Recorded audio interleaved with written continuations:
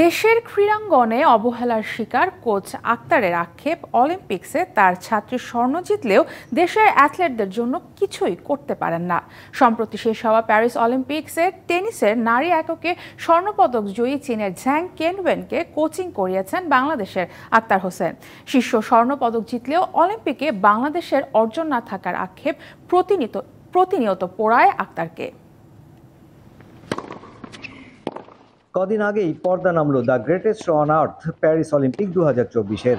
এবারের আসরে এশিয়ার প্রথম পায়োনিয়ার হিসেবে অলিম্পিকের নারী টেনিসের এককে স্বর্ণ জয়ের কীর্তি করেছেন চীনের Zhang Kenwen. Bangladeshi tennis coach Akhtar হোসেনের কাছেই হাতেখড়ি ঝ্যাংয়ের।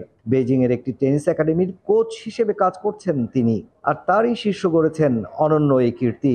অবশ্যই একজন কোচের আসলে স্বপ্ন থাকে তার খেলোয়াড় বিশ্বজয় করবে, আর আমার খেলোয়াড় সেটি করে দেখিয়েছে। একটা কোচ হিসেবে আমার কাছে এর চেয়ে বড় কিছু আর হতে পারে না।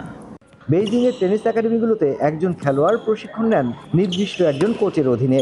কোচ আক্তার হোসেনের অধীনে 11 থেকে 16 বছর বয়স পর্যন্ত অনুশীলন, আর 2013 থেকে 2018 সাল পর্যন্ত বিভিন্ন টুর্নামেন্টে ঝ্যাংয়ের সাথেই ছিলেন আক্তার। ঝ্যাংশনের সাথে আমি অনেক লম্বা সময় ধরে কাজ করেছি। দীর্ঘ 4টা বছর একেবারে নিবিড়ভাবে ও আমার সাথে কাজ করেছে। চ্যাংশনের খেলার পারফরমেন্স দেখে তখনই মনে হয়েছিল সে একদিন বিশ্ব শাসন করবে। All time Roma. Taste it, love it. বছর তিনেক আগে উইম্বলডনের সেমিফাইনালে ওঠার পর গেল এশিয়ান গেমসের এককে স্বর্ণ, ইউএস ওপেনে নারী এককে রানার আপ, সব শেষ অলিম্পিকে জিতলেন স্বর্ণপদক। সব ছাপিয়ে ঝ্যাং এখন বিশ্বের অন্যতম সেরা টেনিস খেলোয়াড়, তাতে কোনো সন্দেহ থাকার কথাই নয়। ঝ্যাংয়ের মতো তারকার জন্ম দিলেও আক্তার হোসেনের আক্ষেপ নিজ দেশে অবদান রাখার সুযোগ না পাওয়ার। এটা অবশ্যই দুর্ভাগ্যজনক আমার জন্য যে আমি একজন বাংলাদেশি হয়েও আমার নিজ দেশের জন্য, নিজ দেশের খেলোয়াড়দের জন্য কিছু করতে পারলাম না।